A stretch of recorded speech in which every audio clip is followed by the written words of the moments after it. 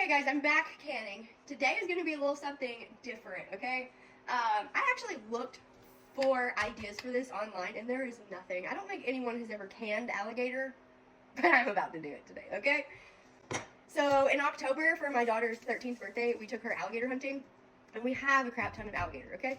And I don't know, something about this time was when we went gator hunting, it's very fishy and it's kind of tough. Like, I don't know if it was the gators that we brought home or what, but I'm not loving it. We've usually just done it fried and I'm just not loving it. So that's the why I'm doing this. Now let me show you how, okay?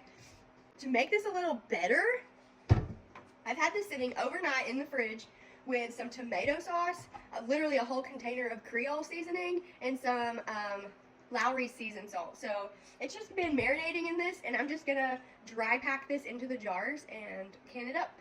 I think, what I'm thinking, end result here, this will be really good and really tender, not so chewy, to have with gumbo. You could even make like a salmon patty situation and do an alligator patty with this. I think the options are pretty well endless. I could open a can of my rice and beans and just have a really quick, like a gumbo-y meal. You know, I'm not Cajun, but I could throw a little something together, I feel like.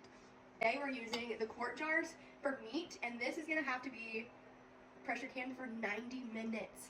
And I don't have to babysit this, so that's such a plus. Okay, this has a jar warming setting, so I'm gonna go ahead and say yes, we're pressure canning. We're pressure canning for 90 minutes.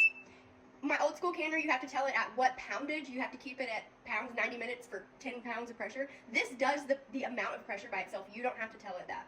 Tell it the time and it does the rest. It's saying to insert the jars. Typically, if we're putting hot things in here, you're going to want to fill these up with water and put it in the canner and let it warm your jars. This meat is cold. It's been in my refrigerator, so I'm actually going to put the meat in my jars and then put them in there because I want it to heat everything together so nothing busts during the process.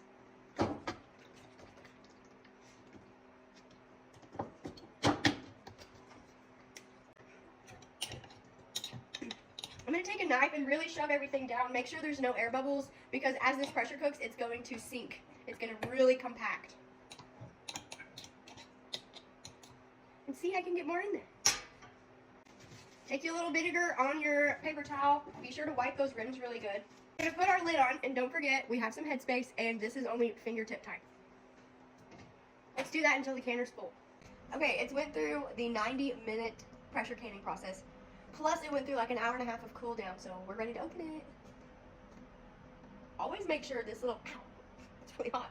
Always make sure this little doodad back here is all the way down so you know the pressure is gone. Oh.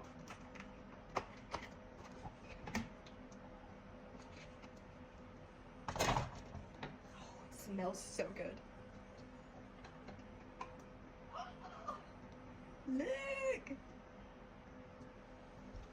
I'm so pumped about these. I cannot wait to crack one open and see how they taste. I'm gonna let these sit here overnight until they cool all the way down and then I can get them stored.